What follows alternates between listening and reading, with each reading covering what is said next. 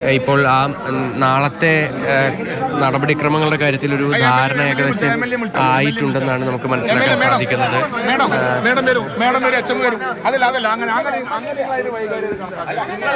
കുട്ടികളുടെ പോസ്റ്റ്മോർട്ടം നടപടികൾ പൂർത്തിയായിരിക്കുകയാണ്. ഇപ്പോൾ നാളത്തെ ചടങ്ങുകളൊക്കെ എങ്ങനെയായിരിക്കും എന്നുള്ള കാര്യങ്ങൾ വിശദീകരിക്കുകയാണ്. നടപടിക്രമങ്ങളൊക്കെ എന്തായാലും ഏകദേശം ധാരണയായിട്ടുണ്ട്. ആ കാര്യങ്ങളിലേക്കാണ് ഇപ്പോൾ അത് വിശദീകരിക്കുന്നത്. നാളത്തെ കാര്യങ്ങളുടെ ധാരണയായിട്ടുണ്ട്. ഇവിടെ നാളെ കാലത്ത് 1 മണിക്കൂറെങ്കിലും സ്കൂളിൽ പൊതുദർശനത്തിന് വെക്കണം എന്നൊരു തീരുമാനം നേരത്തെ ഉണ്ടായി. ബഹുമാനപ്പെട്ട MLA എടുത്താണ്. പക്ഷെ ഞങ്ങൾക്ക് ഇതിലുള്ള പ്രയാസം നാളെ വെള്ളിയാഴ്ചയാണ്. വെള്ളിയാഴ്ച ആയതുകൊണ്ട് പള്ളിൻ്റെ അകത്ത് തന്നെ ഏകദേശം അരമണിക്കൂറിലധികം പ്രാർത്ഥിക്കാനുണ്ട്. അത് കഴിഞ്ഞ് ഈ ബോഡി മറവ് ചെയ്യാൻ ഏകദേശം ഒരു 1.5 മണിക്കൂർ ചുരുങ്ങിയത് വരും. 4 ബോഡിയുണ്ട്.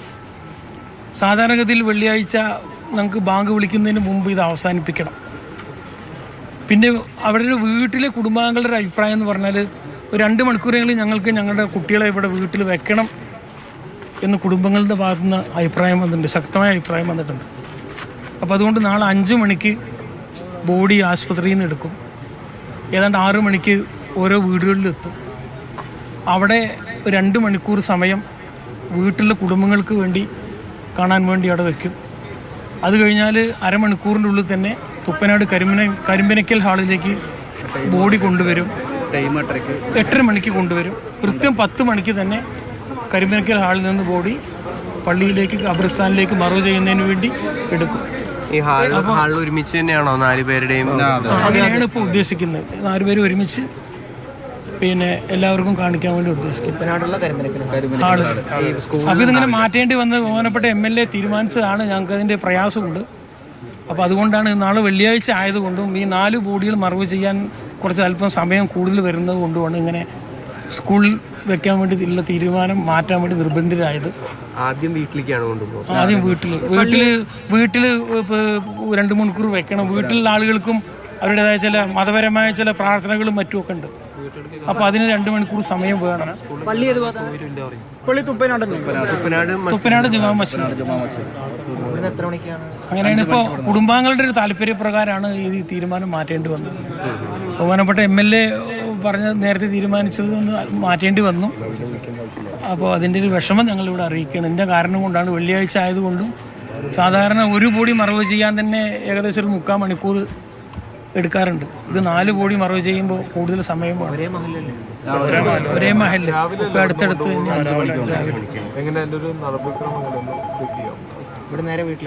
ഇവിടെ നേരെ വീട്ടിലേക്ക്